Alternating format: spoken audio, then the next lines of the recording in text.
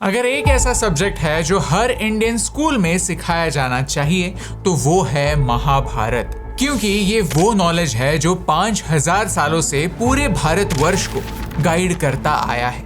लेकिन आज हम खुद इस टाइमलेस नॉलेज से दूर भागते हैं। रिजल्ट, आज बच्चे पढ़ाई करना तो चाहते हैं लेकिन मोबाइल पर नोटिफिकेशन आता है और डिस्ट्रैक्ट हो जाते हैं। आपके बच्चे खुद तो अच्छे हैं लेकिन गलत संगत की वजह से बिगड़ते जा रहे हैं। एग्जाम का हो या रिलेशनशिप का फेलियर, हर एक नाकामयाबी हमारी जनरेशन को सहन ही नहीं होती। हम एक वीक जनरेशन बनते जा रहे हैं और इसका रीजन एक ही है कि हम हमारे रूट से अलग हो चुके हैं। आज गुरु पूर्णिमा है और इसीलिए मुझे आज 5 ऐसे लेसन्स महाभारत से आपको बताने हैं जो सुनने के बाद आपकी लाइफ की ओर देखने का नजरिया बदल जाएगा। और इस वीडियो के एंड में एक बोनस भी है उन टॉप 1% लोगों के लिए जो अपनी लाइफ में श्री कृष्ण लाना चाहते हैं। आजकल एक ट्रेंड बन चुका है कि भारत से जो भी एंशिएंट नॉलेज आता है उसे सूडो साइंस कह दो ताकि इंडियंस को मेंटल स्लेव बनाया जा सके। इसीलिए रामायण महाभारत को गालियां देने वाले, एक मिथ कहने वाले आजकल यूट्यूब पर बहुत ट्रेंड होता है, लेकिन हम उनमें से एक नहीं है। हम जानते हैं कि महाभारत ना ही कोई सेल्फ हेल्प बुक है और ना ही देवों और असुरों की कहानियां। महाभारत एक ब्लूप्रिंट है, एक ऐसा ब्लूप्रिंट जो हमें जिंदगी के एक एक मोड़ पर गाइड कर सकता है। महाभारत हमें ये भी सिखाता है कि क्या करना है एंड मोर इम्पोर्टेंटली क्या नहीं करना है। और इसी नॉलेज को जिंदा रखना, अगली जनरेशन तक पहुंचाना हमारा मिशन है। अगर आप भी इस मिशन में हमारा साथ देना चाहते हैं तो प्लीज चैनल को सब्सक्राइब कर दीजिए। इससे ऐसे ही वीडियोस और लोगों तक पहुंचाने में हमारी हेल्प होती है। सीधे मुद्दे पर आते हैं। लेसन नंबर 1, गोल्ड फिश मत बनो। स्टूडेंट्स का सबसे बड़ा प्रॉब्लम क्या है पता है? Distractions. We are the internet generation, और जब हम पढ़ाई के नोट्स भी फोन पर पढ़ते हैं और सेलिब्रिटी गॉसिप भी उसी फोन पर, तब हमारा ब्रेन कंफ्यूज हो जाता है। Reels have destroyed our brains. एक फैक्ट बताता हूं जो आपको जरूर चौंका देगा। आज एक एवरेज ह्यूमन का अटेंशन स्पैन सिर्फ 8.25 सेकेंड्स है। That's it। इसका मतलब क्या है? यानी हर 8 सेकेंड्स में आप डिस्ट्रैक्ट होते हैं। हम मजाक मजाक में कहते हैं ना, इंडियंस की मेमोरी गोल्ड फिश की तरह है, हम फट से कुछ भी हो जाए भूल जाते हैं। पर एक्चुअली में असली गोल्ड फिश हमसे बेटर है। What do I mean?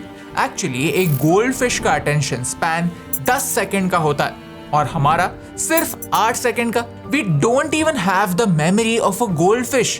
हम और भी गए गुजरे हैं। लेकिन महाभारत में इस प्रॉब्लम का सलूशन है। यस, आज के डिस्ट्रैक्टेड माइंड का भी महाभारत में सलूशन है। कैसे बताता हूँ। एक शांत जंगल में गुरु द्रोणाचार्य ने एक लकड़ी का पक्षी पेड़ पर बांध दिया। उन्होंने अपने सारे स्टूडेंट्स को बुलाया एक टेस्ट के लिए। तीर चलाने से पहले बताओ कि तुम्हें क्या दिख रहा है। युधिष्ठिर बोला, पेड़, पत्ते, पक्षी सब दिख रहे हैं। भीम ने कहा, मुझे पक्षी और डाली दिख रही है। हर स्टूडेंट ने कुछ ऐसे ही जवाब दिए। वैसे कहा जाए तो कोई भी जवाब गलत नहीं था, क्योंकि ये सारे स्टूडेंट्स बुरे स्टूडेंट्स थे ही नहीं। लेकिन अर्जुन एक्स्ट्रॉर्डिनरी था। अर्जुन ने कहा, गुरुजी, मुझे सिर्फ और सिर्फ पक्षी की आंख दिख रही है और कुछ नहीं। ये स्टोरी शायद हम सबको पता होती है, लेकिन कितने लोग इसे अपनी लाइफ में अप्लाई करते हैं? हम इसे अप्लाई इसीलिए नहीं करते क्योंकि हम इसे सिर्फ एक कहानी समझते हैं, एक लेसन नहीं।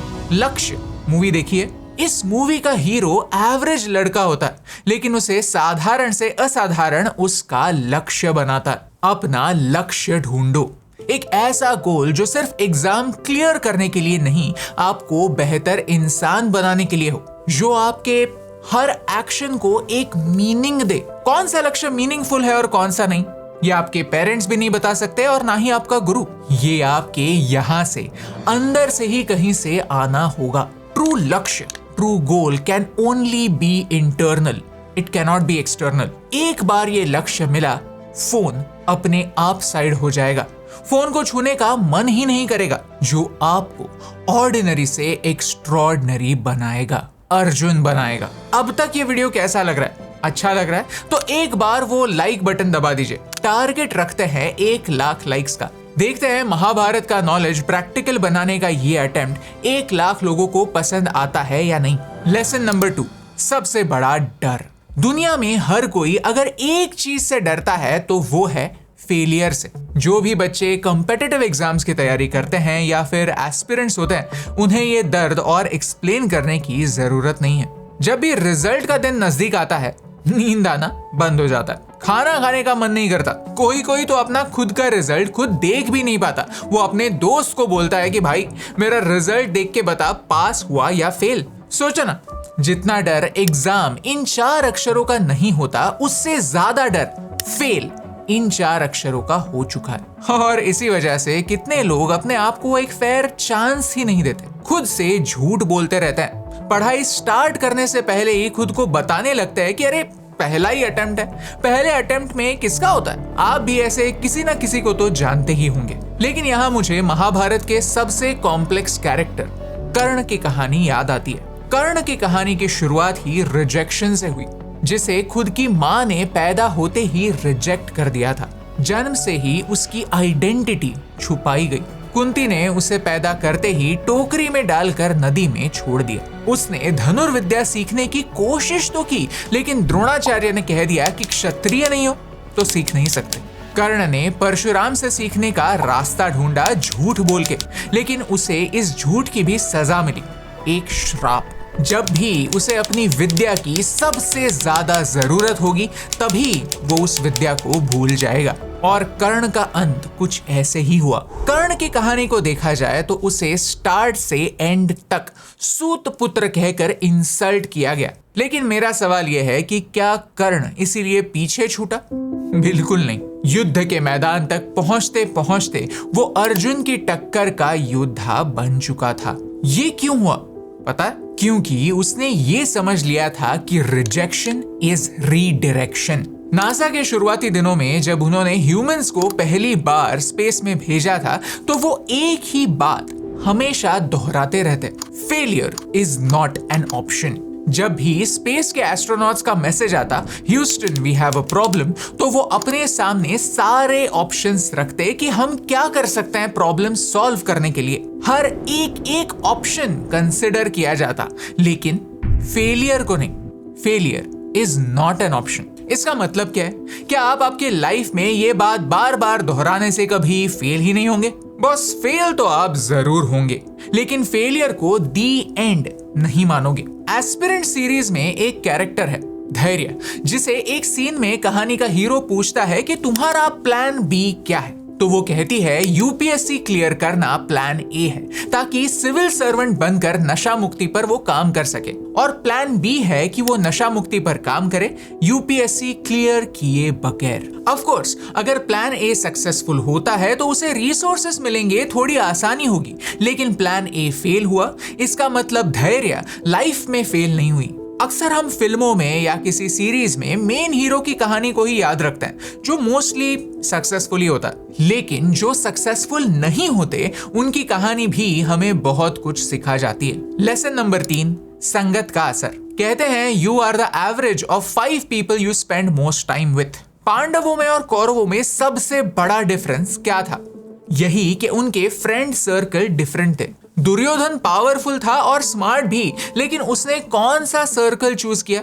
शकुनी जैसे मैनिपुलेटिव लोगों का सर्कल, या फिर कर्ण जैसा एक यस मैन, जो कभी भी दुर्योधन तू गलत है, गलत दिशा में जा रहा है, ये कहने की हिम्मत ही नहीं रखता था। दुर्योधन की लाइफ का शायद यही सबसे बड़ा एल था कि उसने कभी भी अपने सर्कल को क्वेश्चन ही नहीं किया। उसकी हाँ में बस लोग हाँ मिलाते गए और उसका ईगो स्काई रॉकेट करता गया। The thing about a toxic friend circle is that it doesn't always look toxic. कभी कभी वो आपको हाइप करता है, आपके गलत डिसीजन को तू सही है यही कहता है, लेकिन एक्चुअली में ये सपोर्ट नहीं होता। ऐसे लोगों के 1000 एग्जांपल्स दिए जा सकते हैं। आप ही सोचिए, आपके लाइफ में भी ऐसे मैनिपुलेटिव लोग या फिर यस मैन जरूर होंगे। लेकिन जहां कौरवों के पास शकुनी था, पांडवों के पास श्री कृष्ण थे। जब भी अर्जुन के मन में डाउट्स आते तो श्री कृष्ण उसे जवाब देते, और जब अर्जुन ओवर कॉन्फिडेंट होता तो श्री कृष्ण उसे सवाल पूछते।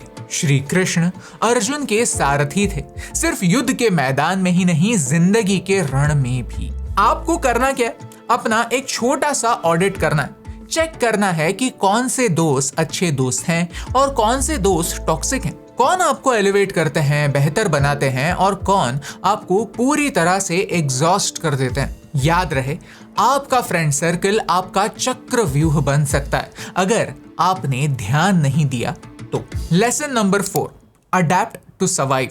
21वीं सदी की एक कहानी बताता हूं। सुंदर पिचाई गूगल के सीईओ हैं। वो IIT से इंजीनियर है, सबको पता है, लेकिन डिड यू नो कि वो किस ब्रांच या डिपार्टमेंट से है? कंप्यूटर साइंस, IT या सॉफ्टवेयर से नहीं, बल्कि मेटलर्जी से। Unbelievable, right? यहाँ पर मैं किसी भी डिपार्टमेंट की इंसल्ट नहीं करना चाहता, बल्कि आपका ध्यान उनके पिवट पर लाना चाहता हूँ। आज सुंदर पिचाई जो भी हैं वो हैं क्योंकि वो अपने लाइफ में चेंज ला पाए, अडेप्ट कर पाए और अल्टीमेटली गूगल के CEO बन पाए। आज का वर्ल्ड स्टैटिक नहीं है, करियर पाथ्स चेंज हो रहे हैं और हर 6 महीने में नए स्किल्स की डिमांड आ रही है। यहाँ वही ओल्ड स्ट्रैटेजीज काम नहीं करेंगी। जो लोग रट्टा मारकर मार्क्स लाते हैं, चतुर होते हैं, वो पूरी लाइफ में रट्टा ही मारेंगे, सक्सेसफुल नहीं होंगे। महाभारत में पांडवों को भी एक ऐसा ही फेस करना पड़ा था, वनवास। रॉयल लाइफ छोड़ के उन्हें जंगल में अज्ञातवास में रहना पड़ा था। No throne, no comforts, only survival. AI की वजह से इतने सारे जॉब्स इररेलेवेंट हो रहे हैं कि लगता है कई सारे क्रिएटिव प्रोफेशनल्स के लिए आज का दौर भी किसी वनवास से कम नहीं है। जो कल तक काफी रेलेवेंट थे, वो हो सकता है आने वाले कल में रेलेवेंट ना हो। यही आज की रियलिटी बन चुकी है। लेकिन पांडवों ने कंप्लेन नहीं किया था, उन्होंने अडेप्ट किया था। जंगल में सरवाइव करने के लिए उन्हें नए स्किल्स सीखने पड़े थे। इमेजिन अगर आज की 21वीं सदी में पांडव कहते कि बॉस, मैं तो एक ही जॉब के लिए पढ़ा हुआ हूं, तो अब मैं अडेप्ट नहीं करूंगा।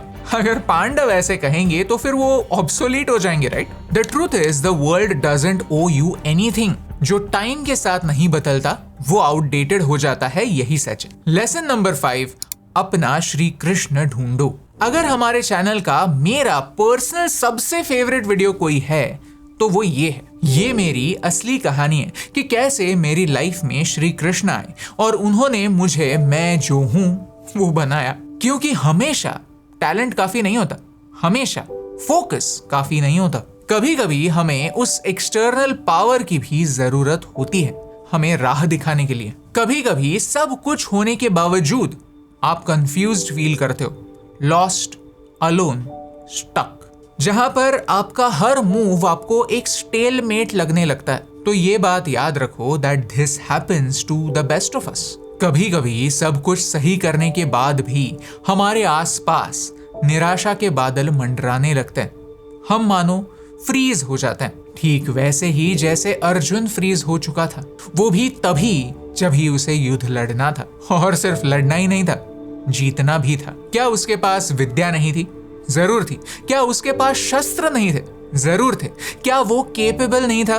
वो केपेबल था, लेकिन फिर भी उसे अपने जीवन में श्री कृष्ण की जरूरत थी, उसे अपने धर्म के बारे में याद दिलाने के लिए। मुझे लगता है धर्म इस शब्द का कोई भी इंग्लिश मीनिंग है ही नहीं, क्योंकि धर्म को रिलीजन कहना समंदर को खारा पानी कहने जैसा है। धर्म एक यूनिवर्सल कॉन्सेप्ट है और एक पर्सनल कॉन्सेप्ट भी।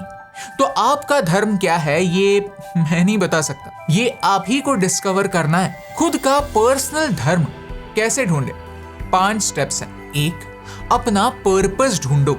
2, उस पर्पस की तलाश में खुद के मॉरल्स और एथिक्स को मत भूलो। 3, कुछ ऐसा करो जो लोगों के काम आए, जो दुनिया को 1% ही क्यों ना हो बेहतर बनाए। 4, नेचर यानी अपनी सराउंडिंग्स की रिस्पेक्ट करो, खुद को उनसे ऊंचा मत कंसिडर करो। और 5, अपने एक्शंस का लोगों पर क्या इम्पैक्ट हो रहा है उसके बारे में माइंडफुल रहो। मुझे लगता है कि अगर स्टूडेंट्स होते हुए ही खुद का धर्म ढूंढना हम इंडियंस को सिखा पाए तो हम एक बेहतर जनरेशन बना सकते हैं, जो सिर्फ अपने स्वार्थ के लिए नहीं जीते, जो दुनिया को 1% बेहतर बनाते हैं। Leave the world better than you found it. अगर श्री कृष्ण ने मुझे कुछ सिखाया है तो वो यही है, आपके लाइफ का श्री कृष्ण ढूंढो, आपका धर्म ढूंढो। और यही सीख मैंने महाभारत से ली है। अगर आप भी चाहते हैं कि ये नॉलेज और लोगों तक पहुंचे तो प्लीज चैनल को सब्सक्राइब कर दीजिए। और यही वो नॉलेज है जो हम पूरी दुनिया तक पहुंचाना चाहते हैं, ताकि अगली जनरेशन भी हमारे रूट से जुड़ी रहे। अगर आप इस मिशन में हमारा साथ देना चाहते हैं तो प्लीज चैनल को सब्सक्राइब कीजिए। और अगर आप भी चाहते हैं कि महाभारत हर स्कूल में पढ़ाया जाना चाहिए तो नीचे कमेंट्स में वी वांट महाभारत लिख दीजिए, क्योंकि मेरा विश्वास है कि जो नॉलेज कल रेलेवेंट था वो आज भी रेलेवेंट है और आने वाले कल में भी रेलेवेंट होगा। और यही इंपॉर्टेंट बात आप तक पहुंचाने से मुझे फर्क पड़ता है।